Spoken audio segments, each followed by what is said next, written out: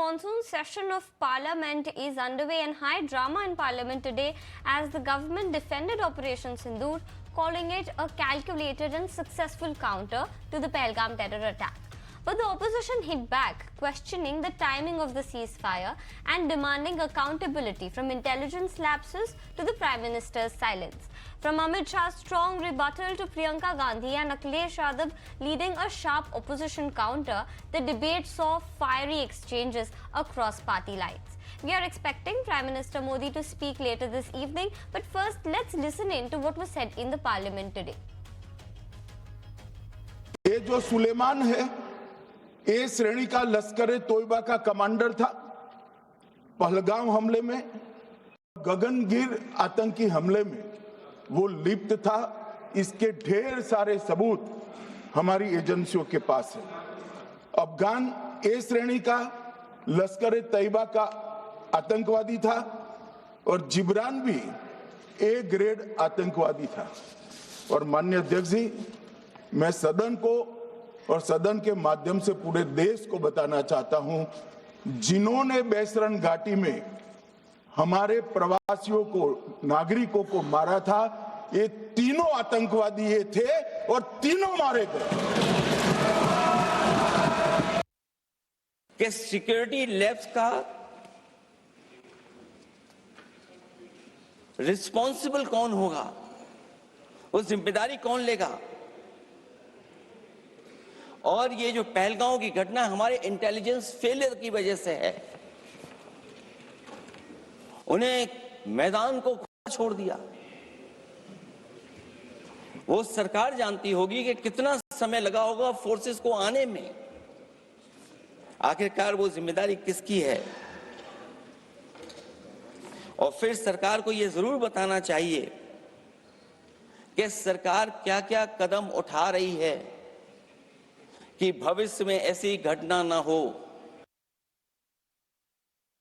एक चिकित्सा का इंतजाम नहीं था, फर्स्ट एड का इंतजाम नहीं था, कोई इंतजाम नहीं था, ना सुरक्षा का ना फर्स्ट एड का। इन लोगों को भगवान भरोसे छोड़ दिया गया। ये लोग वहां पे इस सरकार के भरोसे गए और इस सरकार ने उन्हें भगवान भरोसे छोड़ दिया।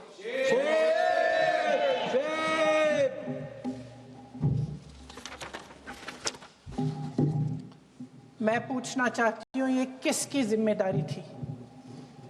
इस देश के नागरिकों की सुरक्षा की जिम्मेदारी किसकी है? इस देश के प्रधानमंत्री की नहीं है? क्या इस देश के गृह मंत्री की नहीं है? क्या इस देश के रक्षा मंत्री की नहीं है?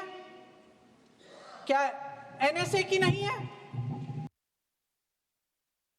पहले की सरकारें चुपचाप यह तमाशा देखती रहती थी, इसलिए आतंकियों को लगा कि भारत अब एक सॉफ्ट स्टेट बन चुका है। लेकिन माननीय प्रधानमंत्री श्री नरेंद्र मोदी के नेतृत्व में हमने यह सुनिश्चित किया है कि हम पाकिस्तान के लिए इस पे ऑफ कैलकुलस को चेंज करेंगे और हम आतंकवाद को उनके लिए एक कास्ट मिस एडवेंचर बनाकर ही रहेंगे, ताकि आतंकवादियों के जेहन में यह बात बैठ जाए और अच्छी तरह बैठ जाए कि यदि हमारे एक भी भारतीय नागरिक को कुछ हुआ तो उनके पूरे आतंक ठिकानों को हम जड़ से नेस्त नाबूद करें।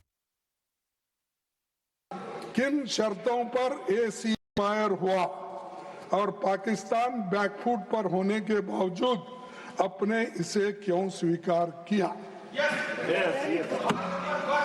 सर, नंबर 2, क्या यूनाइटेड स्टेट्स ने इसमें इंटरफियर किया?